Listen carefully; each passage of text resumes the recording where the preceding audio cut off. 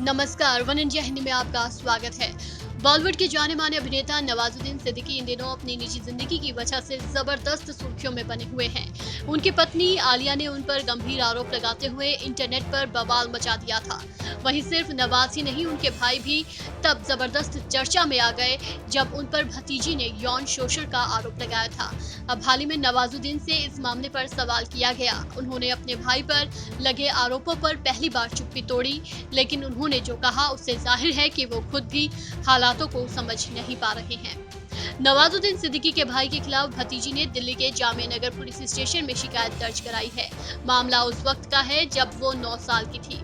उन्होंने कहा था कि तब मैं बच्ची थी, मुझे कोई समझ नहीं थी।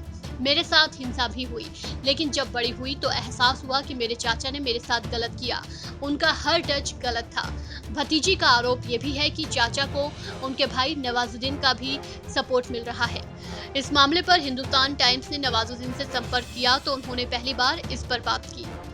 इस रिपोर्ट की माने तो जब नवाज से इस बारे में पूछा गया तो जवाब देने के मूड में नहीं दिखे। उन्होंने कहा, आपकी चिंता के लिए धन्यवाद, लेकिन इस पर मैं कोई कमेंट नहीं कर सकता। नवाज के भाई ने तो इस मामले में सफाई दे दी है, लेकिन खुद नवाज इस मामले पर बयान देने से बच रहे हैं।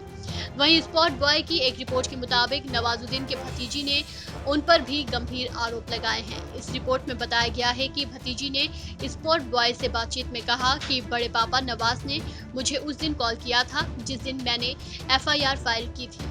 उन्होंने मुझसे पूछा कि तुम ऐसा क्यों कर रही हो। मैंने उनसे कहा कि मैंने आपको अपने हालातों के बारे में हमेशा बताया, लेकिन आपने कभी मेरी मदद नहीं की। इस खबर में फिलहाल इतना ही। तमाम अपडेट्स के लिए बने रहिए वन इंडिया के साथ।